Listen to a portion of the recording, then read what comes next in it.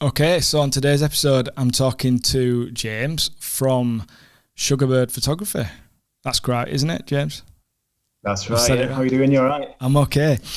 Right. Do you want to just give me a little bit of I've obviously said the name of your business, everything. What's kind of a little bit about your business, where you're based, and sort of who your sort of audience target kind of client is. Yeah. So my name's James. Like you say, it's Sugarbird Photography.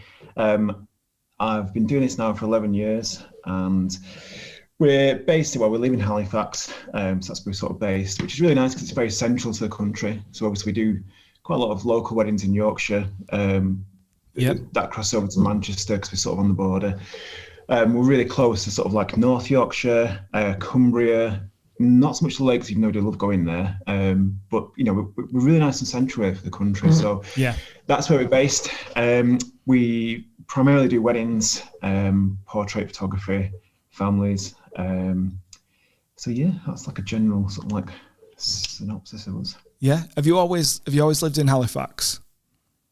So I'm from Manchester. Right. So I met a Yorkshire girl, and yeah, so there's been a bit of a war of the roses. We've got yeah, she sort of dragged me over to the wrong side, if you like. I was going to say this. I bet is there some family banter goes on. Yeah, absolutely. Yeah, absolutely. Yeah, I come from Manchester, so it's actually Saddleworth, which is not too far from here. But Yeah. uh, yeah, obviously met Lisa, and her family's from around here, so it just naturally happened that we sort of migrated to this side. So yeah, and I absolutely love it because I don't know, it's such a beautiful place. We never spent any time here as kids, so I didn't really know the area. But yeah, it's beautiful. It's Yeah. really nice. And, Do you live quite kind of in the sticks? Have you got a place yeah, that's quite remote? From what I've yeah, seen, when I've seen like videos and stuff you put on Instagram stories and what have you. yeah, So what's that like? Because obviously I know some people won't know what we're talking about if they're from down south or whatever. They'll have no idea what Halifax is like. But it's a very yeah. Huddersfield Halifax is a very unique area, isn't it? In that you've got city, so town city type places, and then you go 10, 15 minutes out of up the valley, and you're in the middle of nowhere. Yeah, it's fantastic. I mean, I've always lived in the middle of nowhere. My dad he was in the Navy, and he was a builder for a bit, and we ended up getting this burnt out property thing 40 odd years ago now. So he slowly over time just did that up, and we moved into it, and literally our nearest neighbour was a mile away. So we've always sort of lived in the middle of nowhere. Yeah, I guess I mean, 20 odd years ago, I was living in the middle of London. Then I lived in city centre Manchester for 6 years. So I've done that, but when I got old enough where I was sort of over the clubbing every night, yeah, it was like retreat to the hills again. yeah, So yeah, I mean, it's beautiful. We live on top of a huge hill. We've got an amazing view. But the great thing about Halifax is that you've got these amazing spaces, but within 10 minutes, you're at a big supermarket. yeah. If you want to dip in and out and stuff, which we do, it suits us perfectly. So Yeah, and I think yeah, from like a creative perspective, I think it's got a lot. It's got a lot of inspiration because of some of the architecture around the area, and then the rolling hills. There's lots to kind of, and I can see in your work, you obviously like the outdoors and outdoor elements, but then I can also see the more industrial in there as well.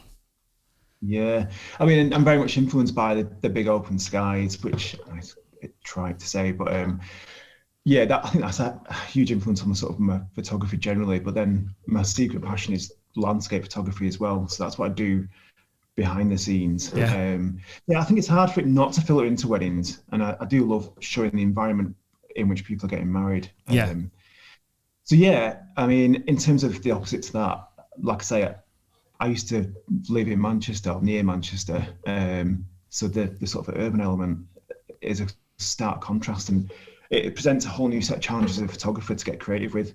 I mean, Mother Nature can do virtually 90% of the work for you, but then you get into a city centre and you've got to really start thinking stuff. And yeah. it's all different lighting and stuff. It's more harsh light and angles, and yeah, trying to see, it's I think seeing quite differently in terms of creativity, in Yeah. terms of like and looking through your work, like through Instagram feed or on your website, you can just one of the things I was going to say, as well as the colourfulness, is that there is this lovely blend between what you've just described, so landscape and nature, but then with these kind of more shape elements, and using the harsher light and the harsher angles and things within kind of more urban spaces. So it's quite unique, really, because usually people gravitate to one or the other, and you seem to have this nice mixture of both. Yeah, like I say, really, I mean, every time I do like a pre-wedding shoot or an engagement shoot, I always try and sort of push a little bit to say, do you like the city at all? Because like everyone wants to be in a forest or next to a river or something like that, and I always try and push it. And it's very few people that actually like appreciate what you can achieve like in the sort of back streets of Manchester or London and stuff. Yeah. So when I get to do that, it's a real treat for me, because like again, like I say, it's out of my comfort zone, and I can really it's not too familiar to me in terms of photography, so I can really experiment, and I tend to really enjoy the results afterwards as well. Yeah. Not that I don't enjoy the results, like the beautiful scenery and stuff, but yeah, I guess it's nice to have that contrast and mix it up and push you. Yeah, definitely. So tell me how you got into this, because you've mentioned about you previously lived in sort of Manchester, etc. So how, tell me about before photography and Sugarbird. What were you doing, and how were you kind of how did it set you up for where you've ended up? Yeah, so it's I guess it's quite a typical story for. I mean, I've heard a lot of photographer stories or read their about me pages over the years, and I wasn't one of these born with a box brownie hanging off my neck or anything like that, or I didn't get I didn't inherit anything from a grandparent, or an archive of pictures that inspired me. But I've always sort of been relatively artistic, and my mum was always artistic. I've always drawn, painted and stuff. Before I met Lisa, I was sort of working in a graphic design capacity, right, for quite big blue chip companies, so like quite high profile, high pressured, which was great for the money, but from a personal point of view, it just wasn't ticking any of the boxes. So I met Lisa in a sweaty nightclub, and we sort of hit it off straight away, and we went traveling relatively soon after that together, just me and her. And we did a year abroad. And before we left, my mum bought me like a little point and shoot camera. I can't remember the make of it now, like a Ricoh thing. Yeah. Like 50 quid. This is before the days of like phones where you could take a picture of your phone. I think literally the phones, those Nokia, what do you call them? 6210s. Yeah, I remember. Yeah, blue bricks. So it was way before that. So this point and shoot thing for me was my first like insight into photography. And so we took that. First 3 months we were there, we were in India. And I don't know if you've been to India. I don't know if you've been. No, I haven't. I'd like to go, but no. Yeah, I mean, it's just an absolute assault on the senses. It's just so different to where we're from, like the heat and the sort of the dense population of people. So this little camera anyway, to cut a long story short, and we're on the Ghats, which like these steps going down to the River Ganges, and there's all these sadhus with the big dreadlocks and these like turmeric sort of coloured like, cloths and stuff. There's fires going and everything like this, and smells and everything. And literally the first night I got the camera out, I was like, right, let's take a picture. And there must have been a grain of sand in the shutter thing or something, and it broke straight away. Oh no. So basically for 3 months we had no cameras. We got virtually no pictures of India, apart from people we met sent us pictures that we asked them to send us. So then we were going to Thailand after that, and we transited through Changi Airport in Singapore. I've been there, yeah. Blew half. Yeah. Amazing airport. But that was the first place we'd sort of been to where there was actually proper technology shops with cameras and stuff like that. Yeah. And so I blew half the budget on a Nikon D90 and an 18-200 lens. I sort of said, Lisa, just wait here a second. You sort of set it up with the bags and stuff. Just sit. And literally within like an hour, I bought this set up, and it sort of started. Yeah. And did you have? To use it. I'm sorry. I was just going to say, did you have any prior knowledge or experience of using a camera? Not at all, no. No, all right. So you just went for it. I was just determined to. It's always something that I guess I've slightly been interested in, but I was just determined to sort of learn how to use it. And I thought, right, we've got 12 months. I mean, YouTube wasn't what it is now back then. There was a few people out there doing it, and so basically, when we could get to an internet cafe, when we could afford to like get onto the screens and stuff, I just used to learn how to use it. And I'd say the first 3-4 months, everything's red or underexposed or overexposed, and horrible pictures in JPEG as well. So I don't even know I did it, but yeah. And then I slowly learned over time, and like the last month, we got some of the most amazing pictures because I'd finally been able to sort of mess around with Lisa for 12 months. Yeah. And learn how to use it. So yeah, so that was the sort of start of it. And then when I got back, got another really nice, well-paid job in Manchester, doing the same thing I was doing beforehand. And I literally lasted 6 weeks. And I remember Lisa at lunchtime, I said, I can't do this. And she went, just walk out. And I went, I can't do that. And she went, just do it. And I did. And it sounds terribly, it sounds terribly unprofessional, but if I'd not done that, I wouldn't have done this. So I got some temping work, just doing care work with this blind guy, which gave me enough money to come in on like a 3-day basis while I just literally launched Sugarbird. And it took maybe 2-3 years to really get going properly. And then within 3 years, I was doing like 40 plus weddings a year. So yeah, that sort of jump off the cliff, if you like, really scared me enough to think I've got to make this work, because at the time as well, Lisa was just getting pregnant. So I'm like, right. So we bummed around for 12 months in, like, just on hammocks and stuff on beaches. We've now got a baby on the way, and things. It's not just about me anymore. Yeah. So there's real impetus like to learn it and pick it up and then really dive into photography. So the transition from there's a couple of things. So one is like working in branding, design type stuff. It's interesting because I always think that. From the photographers that I've met, there's a trend of the ones that are really good seem to have a background in design, because there must be something to do with the way that you see something and the way that you compose something that it's almost like an intuitive aesthetic thing, and it makes you a very good photographer, but it also makes you good at editing as well.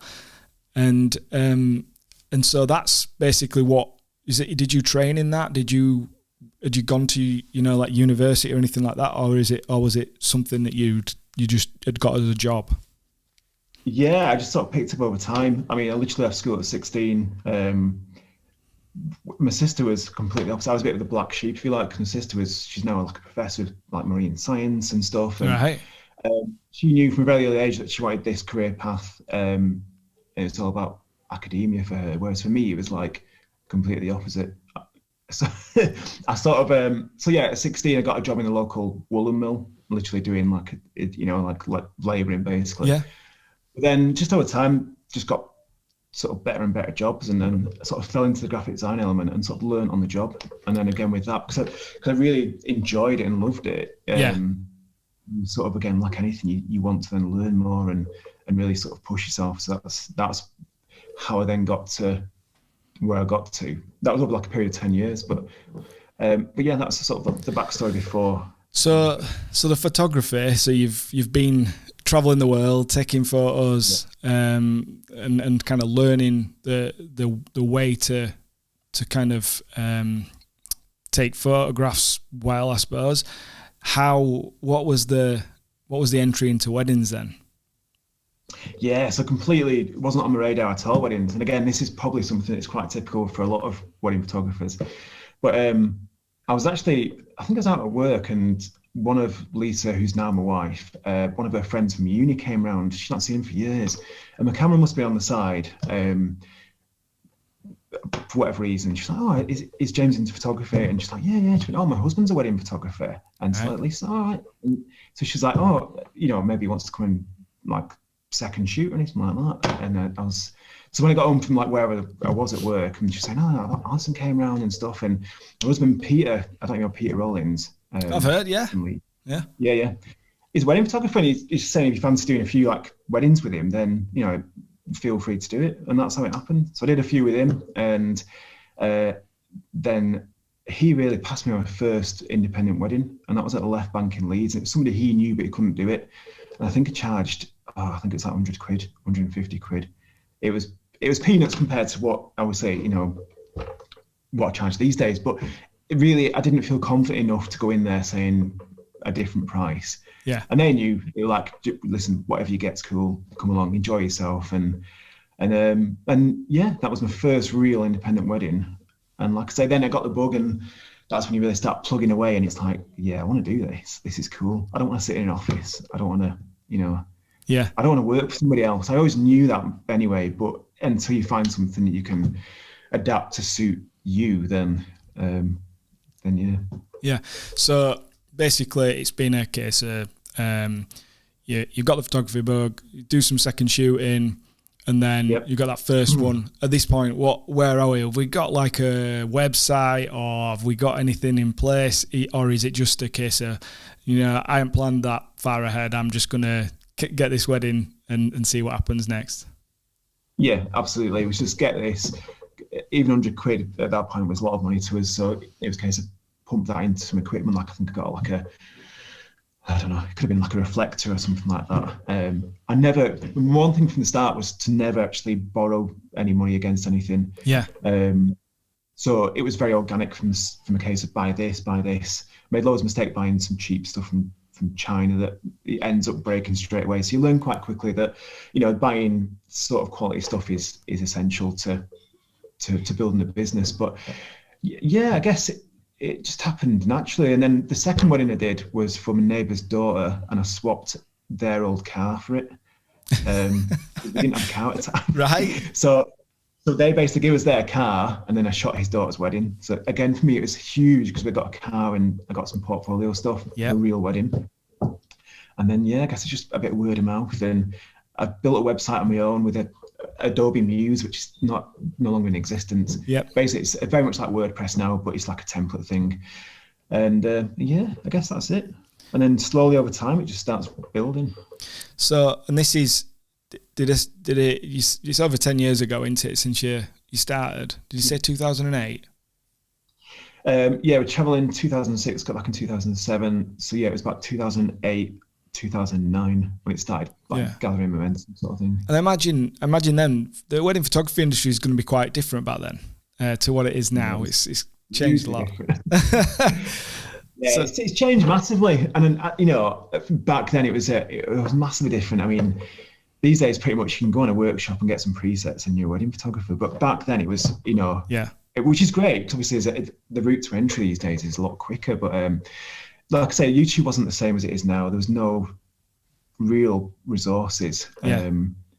Yeah, it was hugely different. I mean, I don't know how long have you been doing it for yourselves? Oh, not very long, a few years. 2017, we that was when we officially kind of went into business with it. But yeah, captured a couple of bits before that. But so very much kind of we came into it in what it's like today. But I mean, I imagine back then there were still people shooting on film quite often, maybe. Some of the professionals and stuff.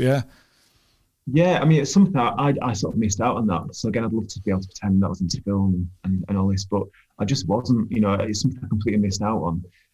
So for me, getting straight into sort of Lightroom, almost from like version 2, I think it was, I can't remember. You know, it was quite a natural start for me, but it became second nature, and I never really looked into film. I mean, it's something that I've done since, but only as a sort of side project for myself.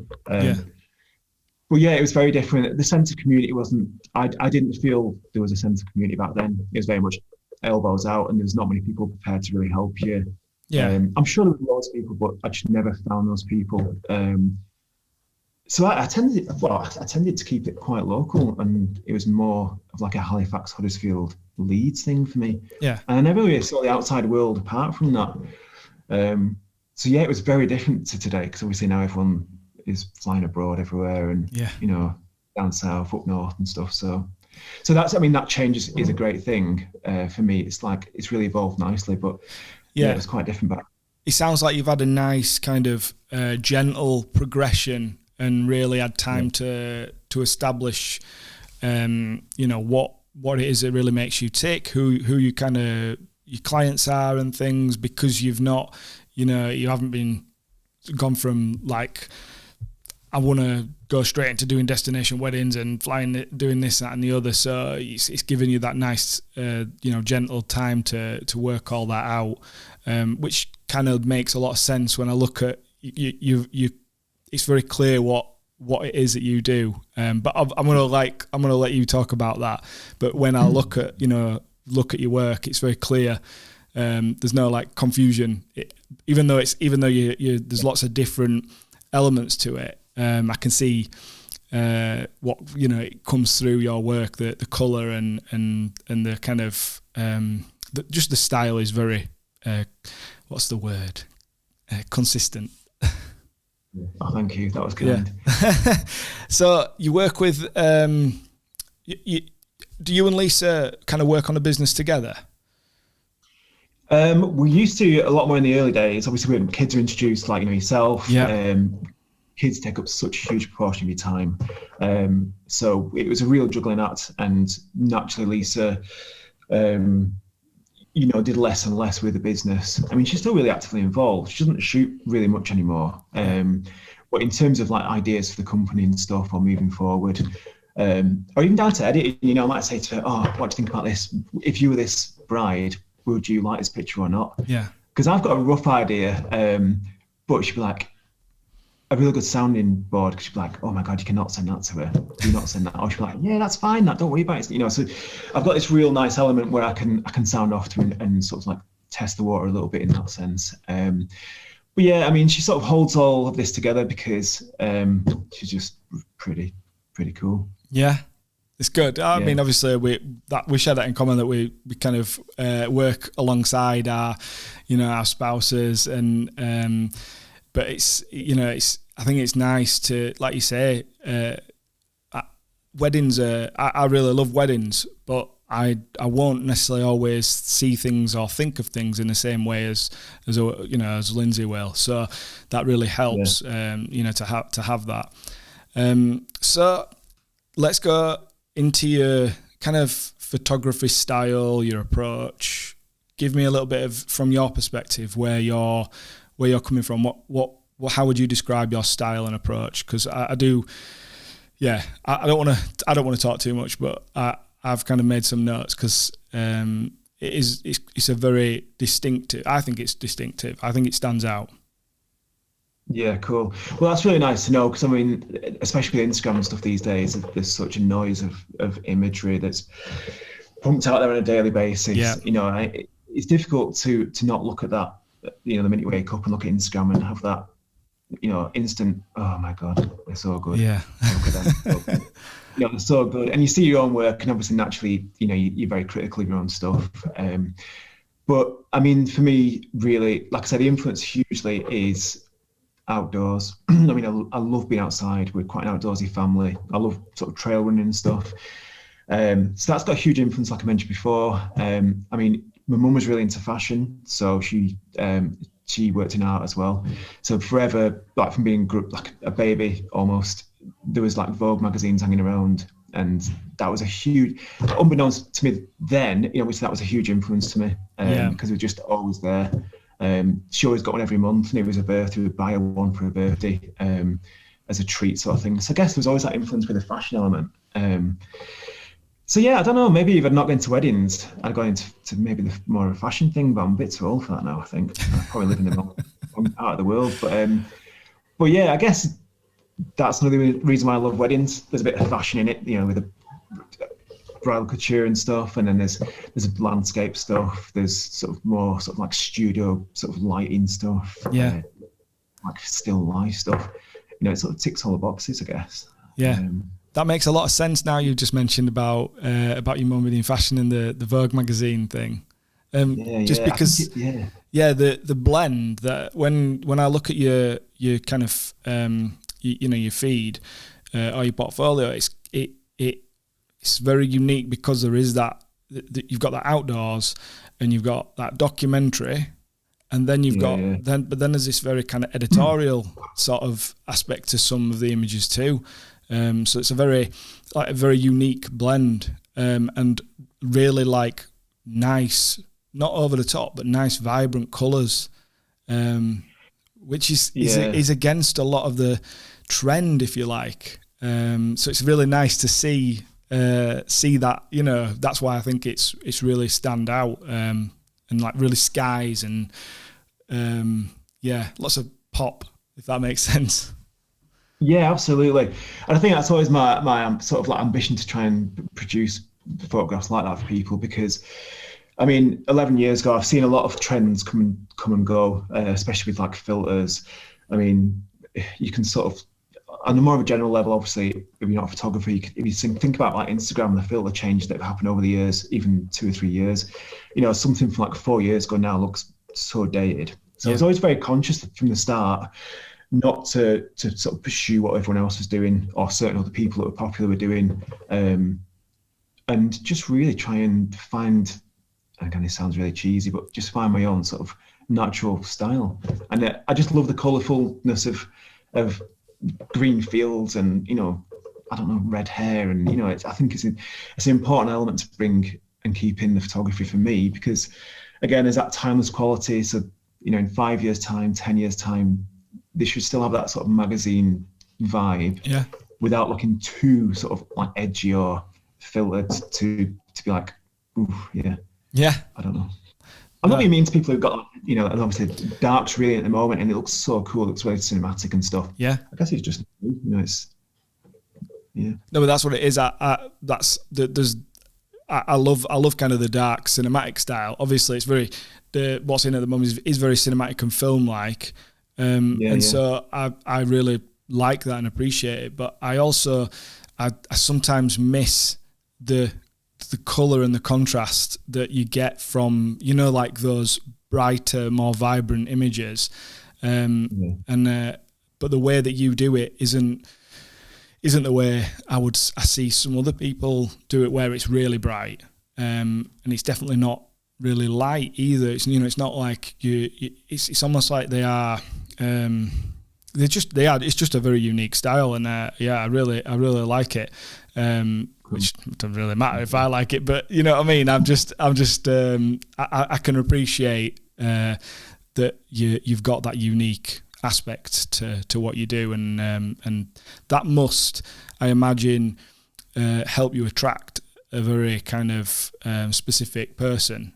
And we'll kind of go on to that with your website, but you know, you obviously know who it is that you're speaking to and trying to attract with your wedding photography. Yeah, definitely. I mean, obviously a lot of business comes from word of mouth. So there's obviously a lot of people that have either been at weddings before, like yourself. Not that you chose me to photograph your wedding, but we'll come back to that as well. I met you, didn't I, at a wedding, but didn't really meet you. Yeah, exactly. Yeah. But anyway, but yeah, obviously I meet a lot of people at weddings who obviously get a good vibe from me at the weddings. Then they see obviously the pictures afterwards. So that's a huge part of my business. But in terms of people who aren't those people that I'm trying to attract, I guess it's people similar to us. People that are sort of like, I don't know, into the outdoors, want something not too different, but, you know, a tiny bit different. We know we're not adverse to climbing up a hill or climbing up a mountain, or at the same time, you know, being in a stately home. You know, I don't know really. It's difficult to really sort of put your thumb on the client we're after per se, but yeah, I don't know. I guess people, it's like anything, it's a taste thing. You know, people who like our photography have a certain type of taste. Therefore, they're gonna get in touch, and hopefully that'll be the perfect fit in terms of personality for them on the day, sort of thing. So that's the sort of that's where it sort of come from, really. Yeah, and is that vague? Is that vague enough? Well, it's I mean, I can see kind of just from the images, they're very fun filled, as well as, you know, we talked about the editorial bit, but they're also very fun filled. And that's what I mean. So at the moment, it could be quite cool to have this very editorial look. But But if if all your feed or all your portfolio is full of that kind of work, it's almost like you're wanting a very serious person and someone who takes themselves very seriously. Whereas what I love is there's the editorial bit, and then there's clearly everybody's having a blast at the weddings you photograph.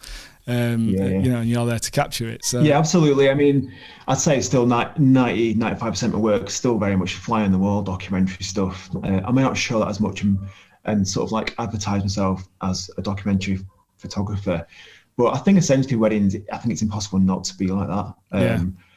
There is an element of sort of setting a few pictures up if they want something a bit more editorial and sort of magazine-like. But again, I'm very sort of hands-off because me naturally as a person, I'm very unobtrusive anyway. So for me, it's just quite good just to get into sort of be in an environment, like I say, and then just capture them in that environment. Yeah. But yeah, the party at night, I mean, once that cake's cut and that's done, then it's like, right, let's go. I'll be I'll be on that dance floor. It's like it's still a massive part of the wedding, obviously, but then still keeping very much an eye on the whole thing as it's happening, and then just trying to I guess build that story to a nice end for them. Yeah. And so the wedding, it was one of my mates' weddings that we went to, and this was before kind of we only just started in the wedding industry, and I'd never met you before apart from that wedding, so that was the thing. We got to see how you were working from a guest perspective, not like working alongside you sort of thing.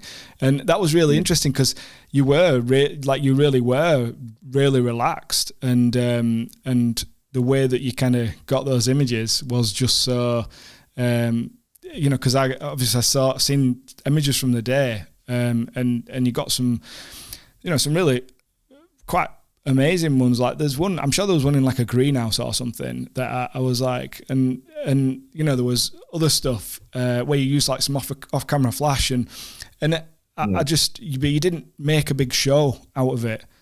So like I've been at weddings where there's been a certain type of photographer, either like working with them or what, I've been at the wedding. And it wasn't like that, but you were getting like these amazing images from this really relaxed style. So, is that kind of just come naturally as like how you wanted to do it, or is this something that you kind of developed over?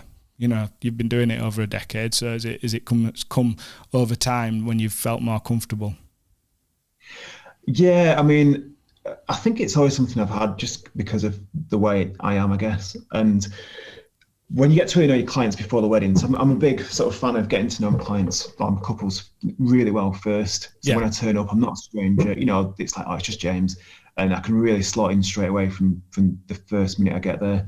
But yeah, I mean, the only time I guess that I used to get stressed and probably do still get stressed is like group formal pictures. Which can't be on my own.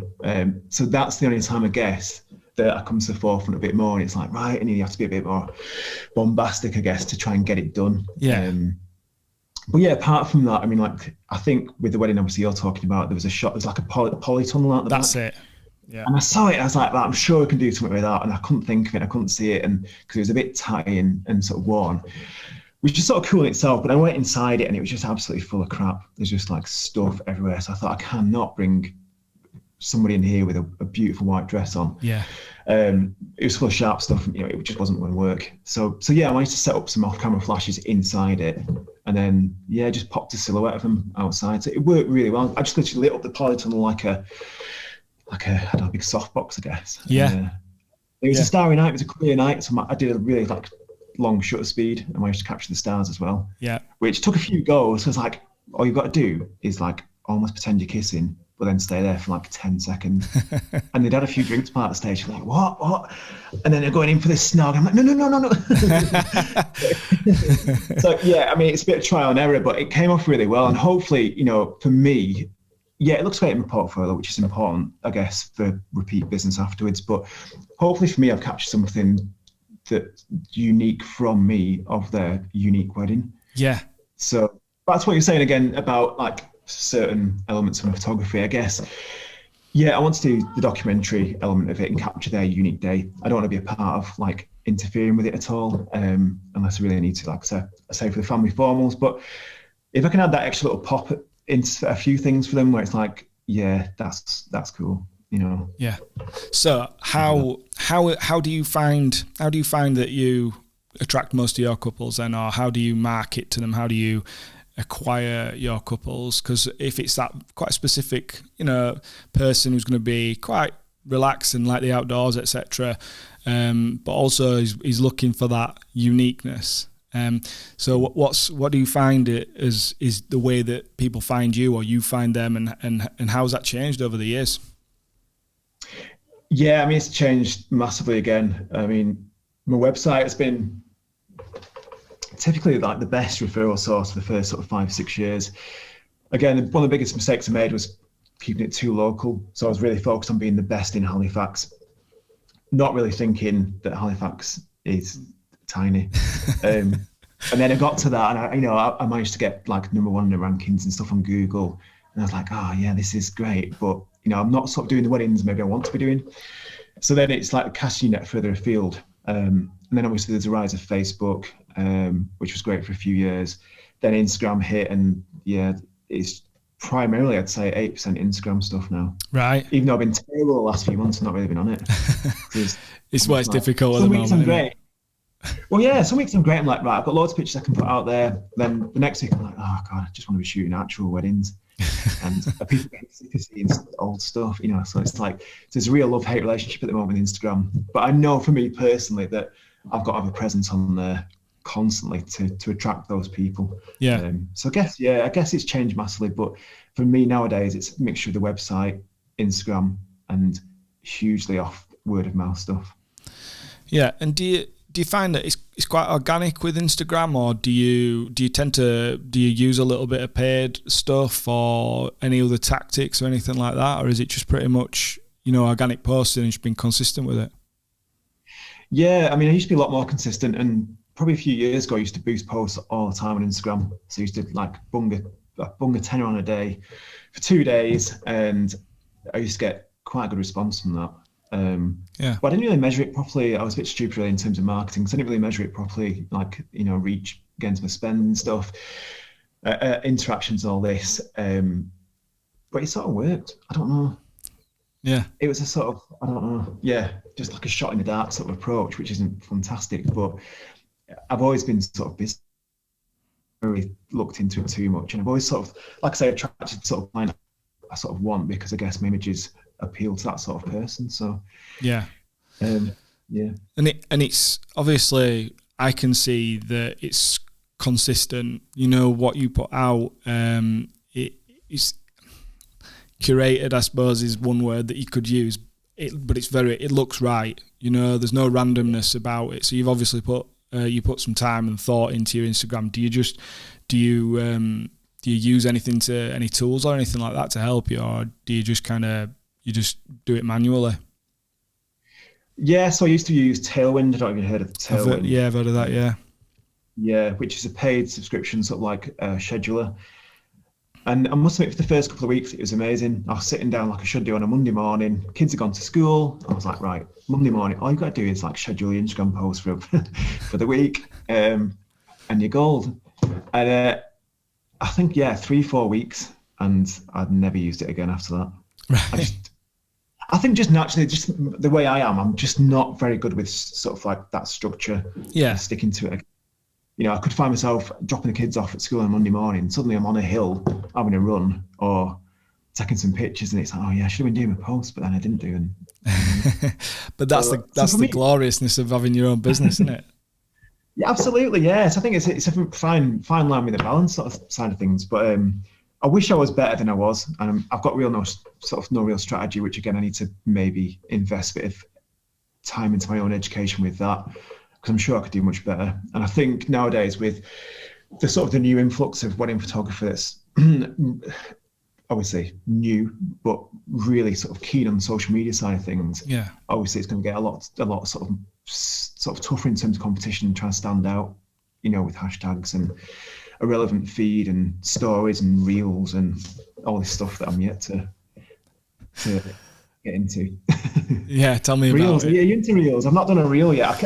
I struggle to find where it is on the interface thing to even look at them. Yeah, the thing is, you'd think being into video, it'd be like an automatic, obvious thing for me to be into. But I honestly, it's almost like I'm watching people put together these really well, kind of nicely cut together videos, and I'm thinking, what does this mean for like people like me? They don't need us to edit stuff for them anymore. They can just go on Instagram and they can take whatever song they want and just put clips to that. So it's almost like, it's a completely different way of thinking about it. And I, like you, it's something that I've got to work on. But I feel like, I don't know about you, but I feel like there's too many things to have to work on. And it clouds you. You might think I've got a really strong passion or an idea to do something, and then you're sort of thinking, but I've got to do this and I've got to do that, and there's this to update, and there's that to make sure it's right, and almost too many things to think about, and but I suppose that's just what it is, isn't it? You've got to adapt to the new things that come along. Yeah, absolutely. I mean, it's all about evolving, and I guess that's been the last like 11 years, because things do move really quickly in terms of like equipment. Not that I've ever been a big fan of. I'm not like a tech geek or anything like that. Yeah. Me, cameras, as long as it's a really good quality camera, so I can take nice pictures and not worry about anything happening, to that camera. Obviously that's really important to me. But in terms of like the latest tech and all this, it's just not my thing. Yeah. So I am very mindful of that. Yeah, obviously Instagram's huge. I mean, Clubhouse, I'm still trying to get my head around how to get the most out of that at the moment, which I think is going to be an ongoing process. But the potential there is massive. It's such a great platform. Absolutely. Yeah. Facebook, it's like I'm not sort of teetering out a tiny bit nowadays, but it's still really important. And there's still a lot of clients that, for me, I notice are still on there more so than Instagram. But yeah, it's like, where do you focus your efforts the most? Yeah, it's difficult, isn't it? It is. So, I've noticed that you've recently kind of rebranded your website. Is that something that did you do that by yourself, or did you get anybody to help you? I know you've obviously got the design background, so it's probably something that you might have done yourself. I don't know. Yeah, so before this one wasn't something I did by myself. Well, it was, but it wasn't. But before this, like I mentioned, I had like an Adobe program, which wasn't Dreamweaver. It was it's like Dreamweaver for dummies, basically. So I could just literally drag and drop, and I made my site, but it wasn't really geared up for SEO. My sort of mindset wasn't around that at that time. It's about looking nice. And then obviously I stopped doing this program, so I couldn't update it anymore. So basically I got a flow theme site, which was great at the time, and then they sort of give me a tiny bit of advice setting it up and stuff. Yeah. And I love it, but the only thing I find about it is quite rigid, and there's quite a lot of other sites out there, flow theme sites, that look similar. So again, I've done this and I'm sort of on hold a little bit, because I'm like, what do I do next? Okay. So my site's sort of functional, but it's, I need to do a lot of work with SEO. I've got a course actually I've just signed up for, which I'm just about to start, which I'm really looking forward to. Cool. Which is Fuel Your Photos. I don't know if you've heard of that. I have, yeah. Yeah. Corey and Dylan. So I'm really looking forward to getting stuck into that. I keep on saying I'm just waiting for this, just waiting for that, but I'm just waiting for the kids to hopefully go out to school. Yeah. So I can sit down and really get my teeth into something, and then see where my site goes from there. I've sort of left it on hold a little bit, but I may change tack and go down like a Cadence route. I don't know if you've heard of Cadence. But no. What's that? A bit more of an organic, sort of like you can build it yourself, WordPress way of doing things. So we'll see. I don't know. I mean, I like the look of the site at the moment, but I've not put anything into it. I mean, I need to blog. That's another thing we didn't mention. I need to blog. I used to get loads of inquiries from blogging, but I've not blogged for maybe 2 years now. Right. And why is that? Me being lazy. It's me being lazy. It's me, I guess, not, again, waiting for the website to be where I want it to be. And it's like, right, I've got the SEO sorted. I know how to write a blog post properly. Yeah. and it's just been, I'll do that next week. I'll do it next week, and then yeah. So did you find in the past that was a really good marketing tool that a lot of people found you through blogging weddings? Yeah, I think so. I mean, again, I wasn't really measuring anything in terms of like traffic back then. I'm talking like back in the early days, but I used to blog. Obviously, it was quite rudimentary, but I used to get loads of like inquiries afterwards. So it must have been out there in the universe doing something. Yeah, I don't know what. Because I suppose if you focus on a location / venue, and there was less if you've been doing it for a while, so there was less competition, I guess. Do you feel like it's, you're saying you ought to do it, but do you feel like you stopped doing it because you didn't think it was as I don't know, I've heard people talk about how Instagram's like micro blogging, so yeah. Almost if you put a bit more effort into Instagram, and obviously you've noticed that your inquiries come from there a lot, maybe that's kind of overtaken the blogging thing. But I do think it still works, and I get found YouTube.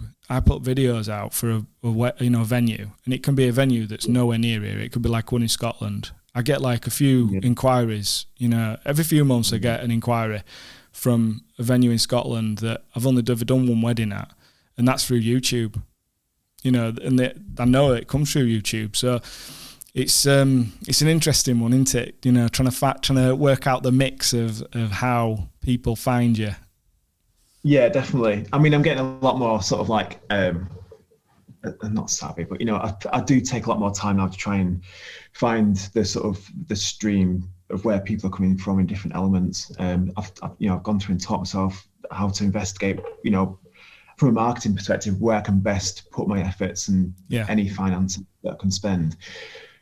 I used to love blogging, and I love like the creative writing element of it, but again, it just became a bit more of a task for me to do, and because obviously the weddings were starting to really build up, and I was doing a lot of weddings. So my focus was really on the next wedding, or editing the 3 weddings I had waiting, or spending time with my kids. I mean, one of the main reasons for me getting into this in the first place was really not to be sort of stuck in a 9 to 5 and commuting for 2 hours, which I was doing. It was really to have that time with my children, and I'm really lucky in the sense we've got 2 now. We've got Ethan, who's 9, and Zach, who's 7. But I basically brought them up. I was a stay-at-home dad in effect. Even though I was working at weekends, I was there throughout the week, and from day dot, they never went into nursery, which we were really fortunate with. So if nothing else, out of all of this journey, I've had an amazing experience being able to be at home every single day. Apart from weekends, like I say, but with my kids, and really enjoying that, which is I think it's very rare these days, because people. Yeah, obviously they get paternity leave, but apart from that, it's very difficult for people to spend that amount of time with the children. So absolutely, what we're talking about. No, but actually, that is, that's a really important topic, because people, motivation for business, people automatically go to money, or or I want some sort of prestige or something. I want some sort of recognition for what I do.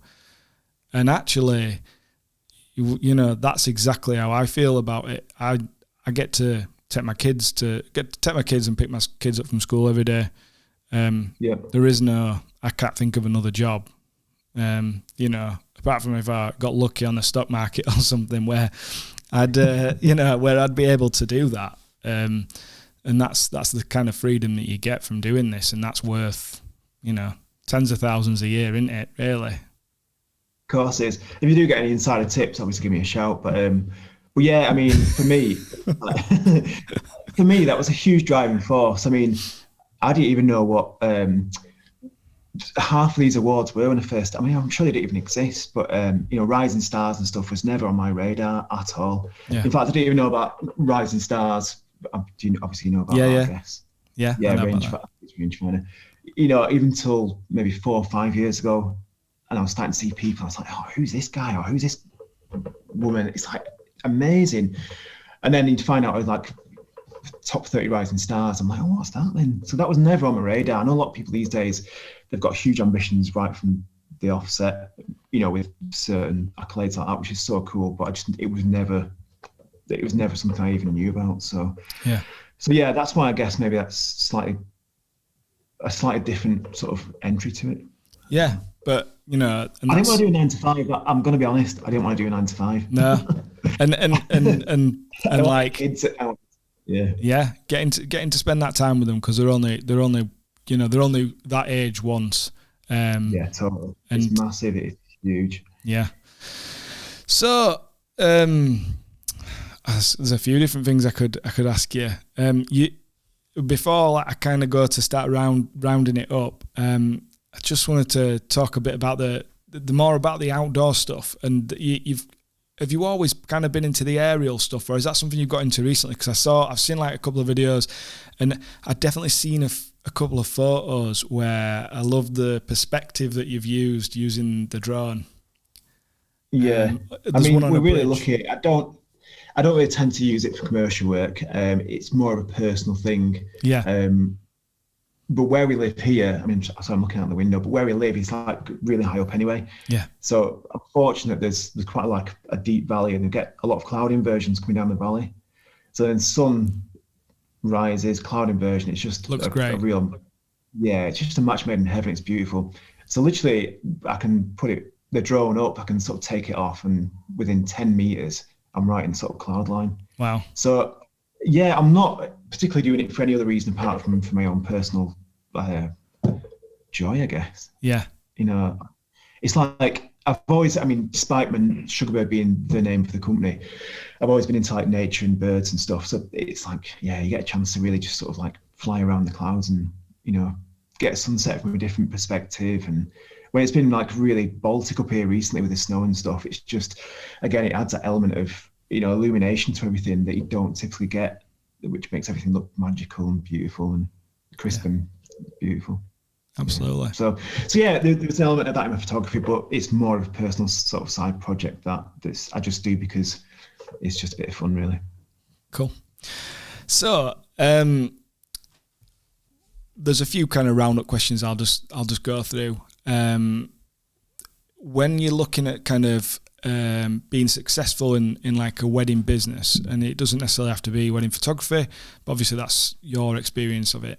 What is there like particular attributes that you think are like very important things that if you were going to say this is what you need to work on, or these are the things that are really important to building your business and being successful, like is there anything that you can think of in that respect?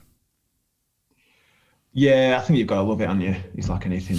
It's like the old saying, it's like, oh, if you're passionate about it, it's not a job. You can work the rest of your life and not work. And I just think you need to be really into it, because then that shines through. I'm fortunate enough to still be really into what I do. And I love photography, and I love all the different elements of it. And I love, people, and,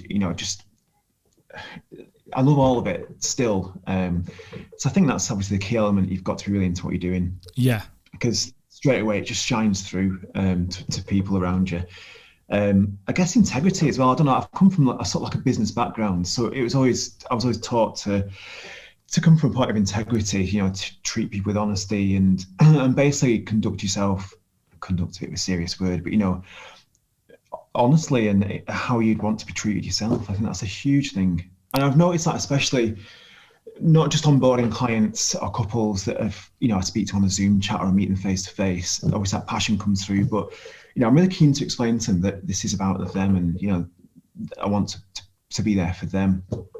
I've really noticed over the COVID sort of period with like people postponing or cancelling and stuff, and there's loads of forums online like Facebook, everyone's moaning about clients. And I'm not saying that, obviously people are not going to cancel or postpone, because that's happened, in the last 12 months. But I think if you approach it as you would when you're initially trying to book them as a client, it's like, no, it's nobody's fault. And everyone's been cool. I've postponed all my weddings and I've had no like issues. Everyone's like really super friendly and stuff, and everyone gets how our industry's been affected. And it's not been easy, but I think to highlight, I guess, where I'm coming from in terms of the business I want to run, I think for me that's a real key element, is to be passionate and just really be you for people, you know.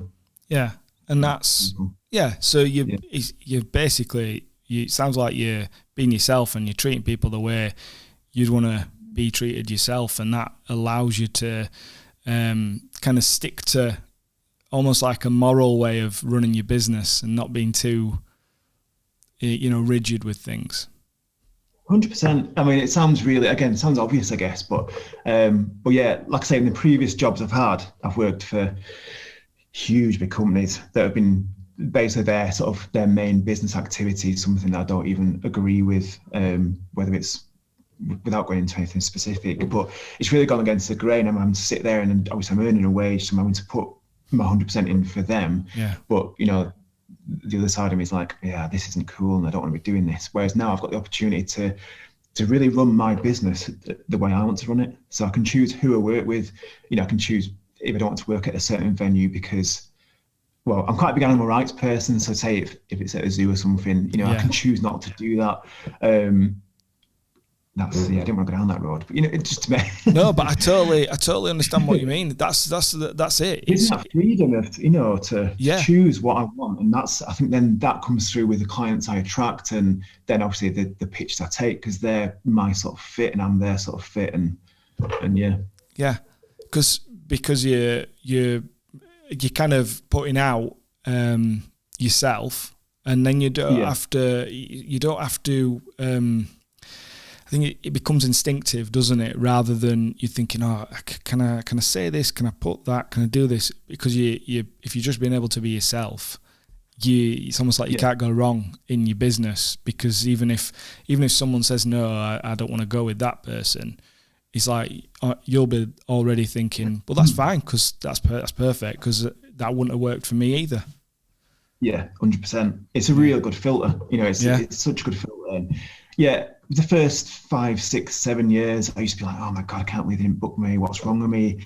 Why wouldn't they like me? At least, not everyone's going to like you. Do you like everyone? No. Yeah. But, so you quickly then start thinking, well, do you know what? It probably was a good thing that it didn't happen. And, I guess. For me, I can go to work if I'm doing a wedding, I can shoot a wedding, I can go there thinking, right, this is going to be a great day, because, I know different things affect the day, but I know they're a sound couple. I know I'm going to get on really well with them. I can slot in like a guest, just as a guest with a nice camera guest. Yeah. And, I know I'm going to get the results that they will love afterwards. Yeah. So. That's really great. A great takeaway for anyone listening, because I think that's one of the hardest things, to feel confident in either being yourself or deciding who it is you want to be as your brand. And if you decide, whichever way you go, whether it's you're going to put on kind of a brand persona because you want a particular client, or whether you just want to be yourself and hopefully then attract clients that are fit with you, whichever way you decide to do it, it takes some confidence to niche those down. And not just be like, but everyone, I want everyone to like me. I want everyone to book me type thing, because it's not realistic. Not at all. And whichever way you go down it, I think you need to find what suits you and what you feel comfortable doing. Absolutely. Yeah. Cool. So, is there any kind of advice that you'd give yourself if you could go back to the beginning? Things that you've learned. Yeah. Go on. Wear your shoes in before you do a wedding. That's number one. It's a great piece of advice. I think really, for me anyway, looking back to when I first started, I just wish there'd been a greater sense of community in the wedding industry in terms of photographers. It's great now, and this is why I sort of wanted to chat to yourself, because this is fantastic. There just didn't seem to be much around for me at the time. I felt really isolated. And you sort of become a bit more blinkered. Whereas now I feel a lot more like, wow, they're doing amazing. Look at that stuff. And I guess then that sort of ties in with the second bit is I wish I did invest in myself, but I wish I'd invested in myself more in terms of education. Yeah. I think the key thing is if you see someone that you really love the work of, is if they've got a workshop, get on the workshop. Yeah. It might be expensive, but it really does pay off. you also meet some amazing other photographers on the workshops. They're also like students. I mean, I've met some fantastic photographers that I've kept in touch with. So that's how I sort of built the community that I've got through, I guess, not default really, but, you know, before there were like Facebook groups and stuff. Yeah. Yeah, I think that's it really. Yeah. So don't be scared to turn stuff down. I know this is probably a big one. Sorry to butt back in again. No, let's go for it, mate. Yeah, I think when you're first starting out, you're just grabbing at everything. And I'm sure people said this to you before, but it's like, and you probably know this yourself, you're just desperate to get some work in. Yeah. But that's when you end up doing weddings that you're maybe not suited to, or the couples that you're not sort of suited to, or they're not suited to you. And that's really the road to burnout. And I did that a couple of years when I was first starting out. I was hammering loads of weddings, not necessarily the weddings I wanted to do, but the money was coming in. I'm like, it's fine. And then I was like, I got to like November time, I'm like absolutely just destroyed. Yeah. Where I didn't want to pick up a camera again. And it took me to like the March, April year afterwards to be like, I'm back on it. You know what I mean? So I think the key is try not to I know it's tempting, but try not just to grab at everything. Just try and, if you can be a bit more selective and try and choose, Yeah.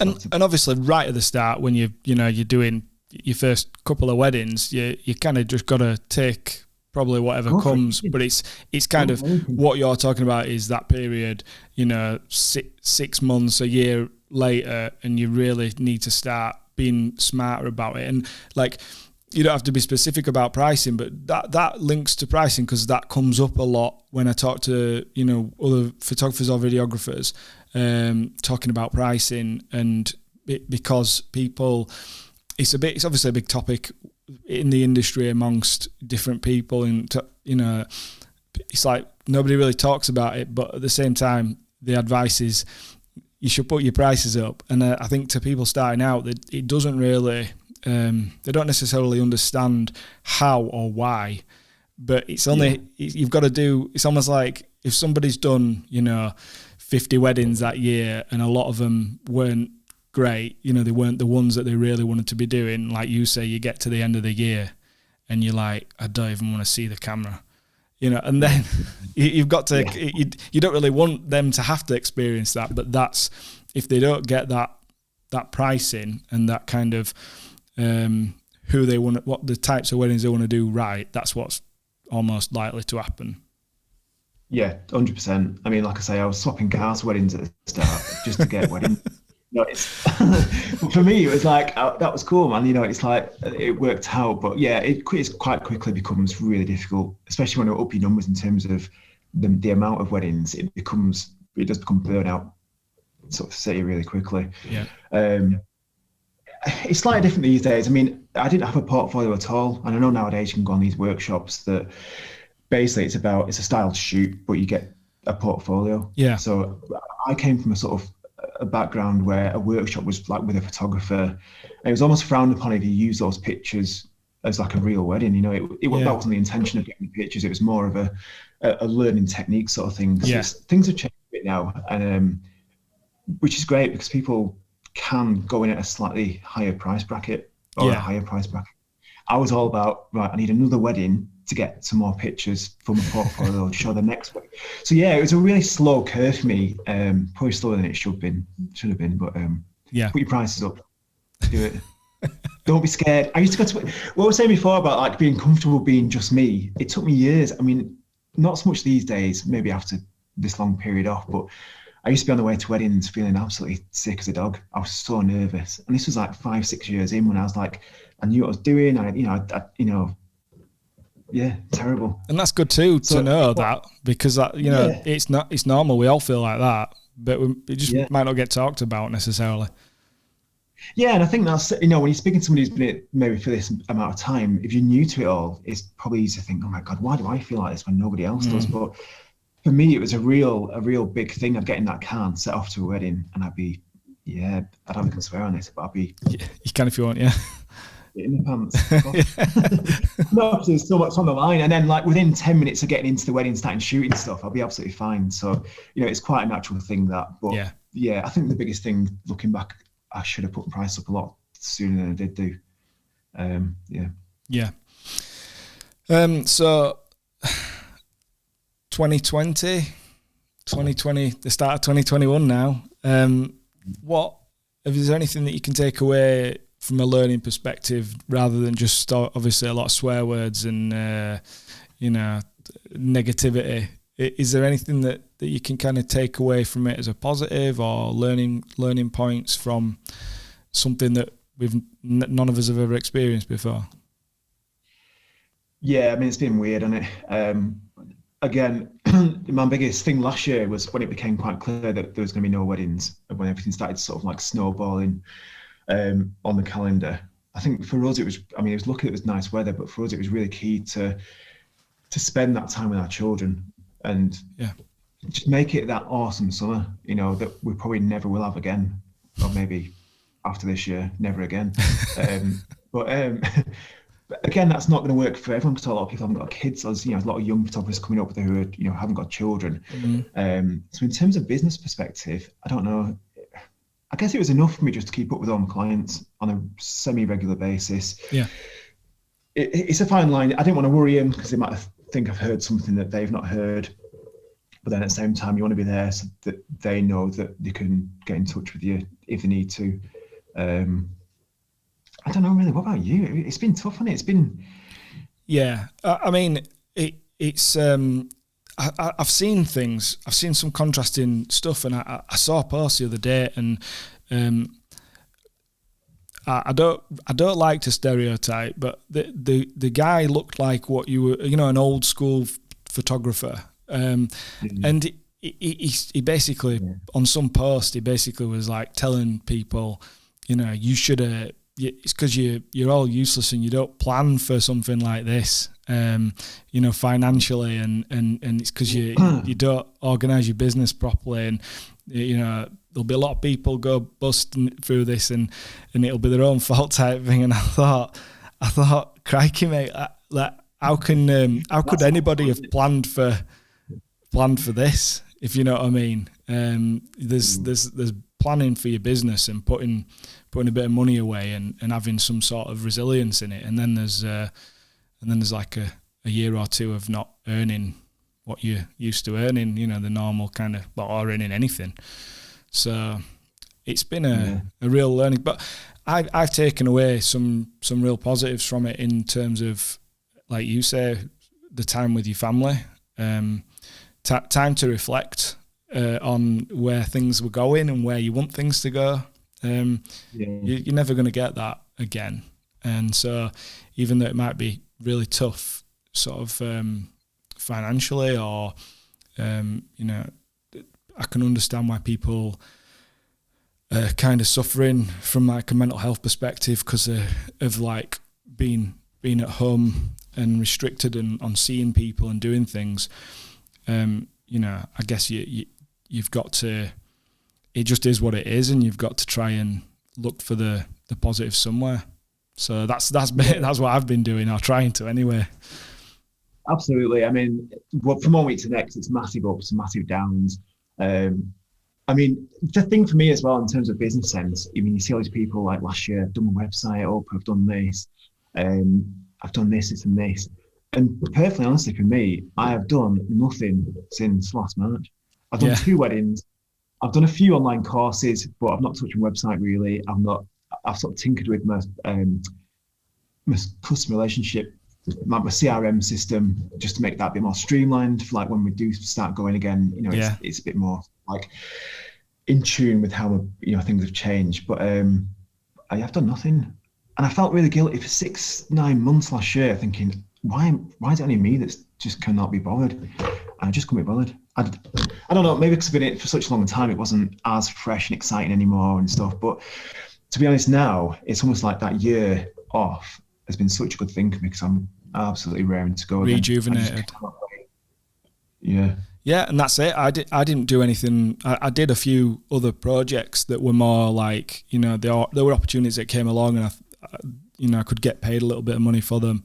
Not a lot, but just anything just to keep things topped up, and so I didn't touch the business, and I'm only just starting, like you are. I'm just starting to organise my CRM and just start to think about how to to tweak things going forwards. But what CRM is it that you use? So I use 17 Hats, Right. and I've used it for nearly 6 years now. The only reason being, back in the day, like I say, the educators back then, I'm going to say educators, like the people who are doing like online courses and stuff, Yeah. were very different to who they are now. And I think I got a really good discount code for 2 years. So I just like, some sort of Black Friday deal. And I love it. You know, I would advise anyone who's starting up to really think about it sort of seriously, because I used to do it with like written contracts, paper contracts, I used to sign out. Oh man, it just used to take me forever to get a client from the initial sort of meeting to then booking. It could be 2 months at a time, whereas now it's all digital. Obviously, it's really relevant at the moment, so I can still onboard people. But yeah, I can sort of have a Zoom meeting with a client, within literally 2 minutes, or even when they're on a Zoom chat, they can have signed the contract, they've paid the booking fee, the administration fee, and and then they're my client. You know, so it's like, I don't have to think about them. I can just set the workflow in action. And again, if people listen that are new to all this, it's just such a time saver. You can set a workflow that sends an invoice out at a certain time, like a month before the wedding. You know, sends out questionnaires that you can tailor to them. It's just amazing. So I recommend anyone get one, definitely. Definitely. It's the one thing that, you know, when people are, I think what people might think, well, I ain't got any bookings, or I've only got like a couple of weddings. They don't realise that the best time to set those things up is when you're in that situation, because it's hard as it goes on, and then you know, as things progress, you're all set, and you're going to save yourself literally hours and hours every month because you've got that in place. So that's a brilliant takeaway as well. Yeah. It's huge. And I think really, I always got told this, I never believed it at first, but it's like weddings will come in. So if you're just new to it, or you just sort of been in it a couple of years, just keep on going, just keep plugging away, because the weddings will come in. And before you know it, you'll be having those 20 weddings, 30 weddings, whatever your target number is. So yeah, now it's a perfect time, especially during sort of the lockdown times, to get everything set up in the background. Again, it sounds obvious, but it's just, especially with CRMs, because they are quite time intensive at the start to get it not exactly how you want it, but you know, to where you sort of want it, and then you can just tweak it over time. Then it sort of evolves naturally, and definitely. So where do you see things going in the future for you? Are you sort of just happy with where things are and just going to keep in the same lane, if you like, or is there any kind of changes or things that you want to adjust as you're going forward? Do you still see yourself doing this 10 years from now?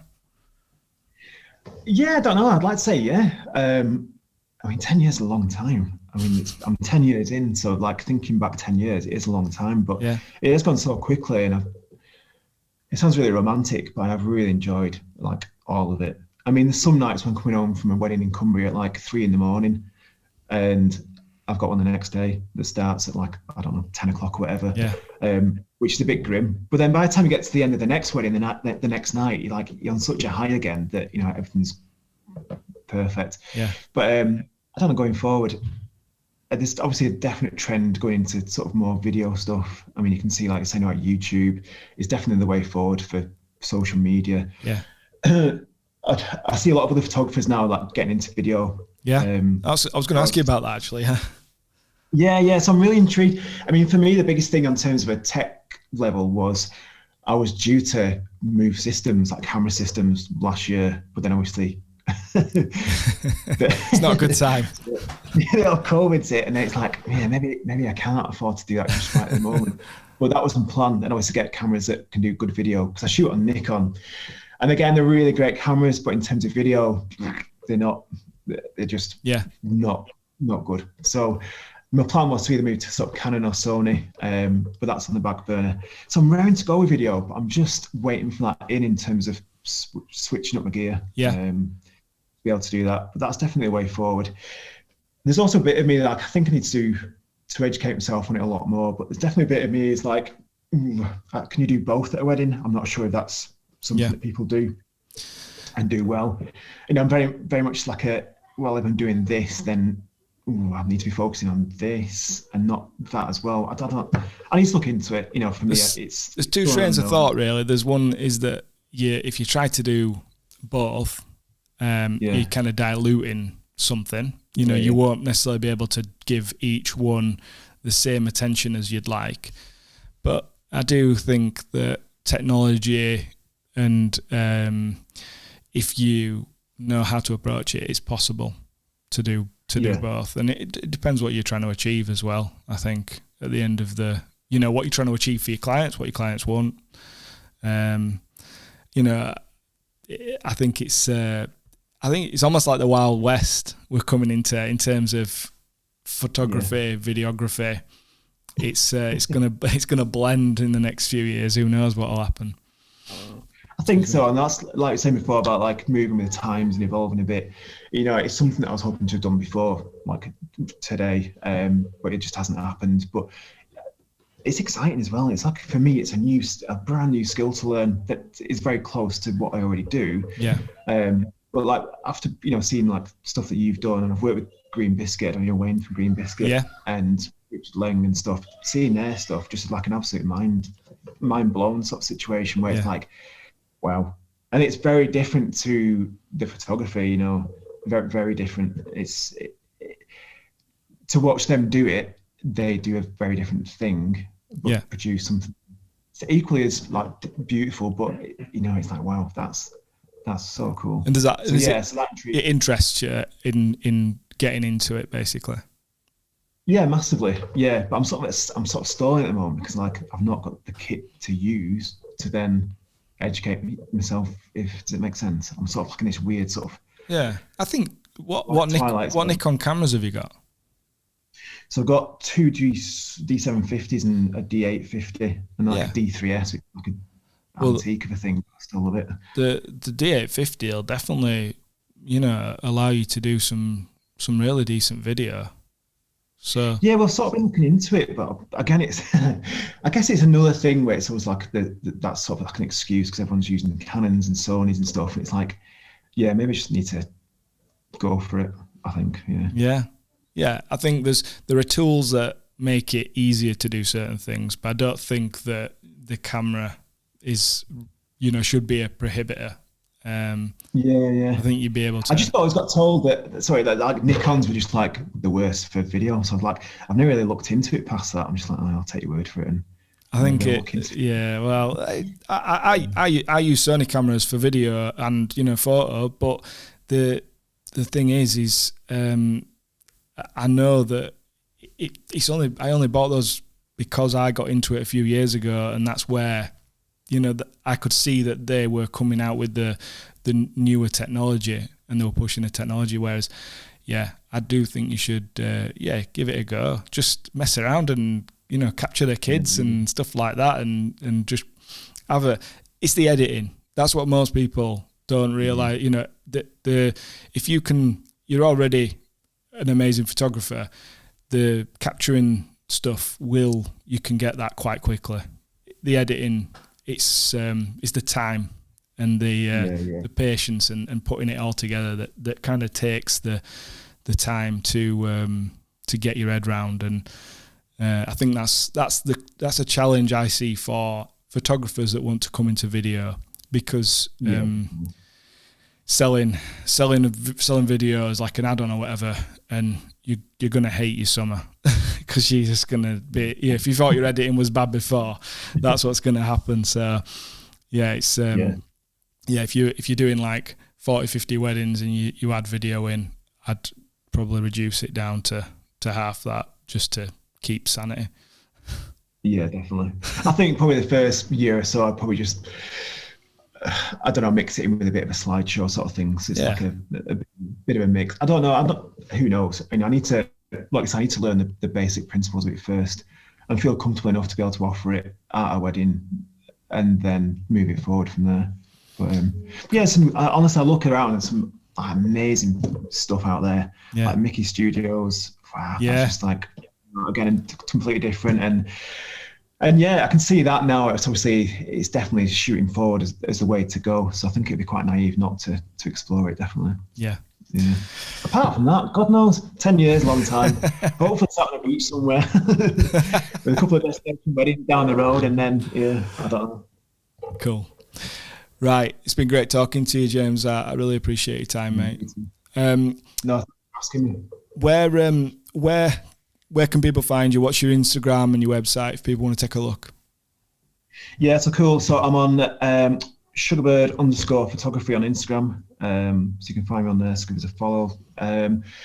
Website is www.sugarbirdphoto.co.uk, and that's it, I guess. Just Facebook, just do a quick search, and yeah. I'm like I say, I'm more than happy if anyone's got any questions or they want to just drop me an email. My email is james@sugarbirdphoto.co.uk. Like I say, I come from a position where I really struggled at the start to get any advice from people. There's a lot of closed doors, but yeah, if anyone's got any questions, feel free, just drop me a message, and yeah. Brilliant. No probs. That's great, mate. Thanks a lot for your time. Cheers, dude. See you later.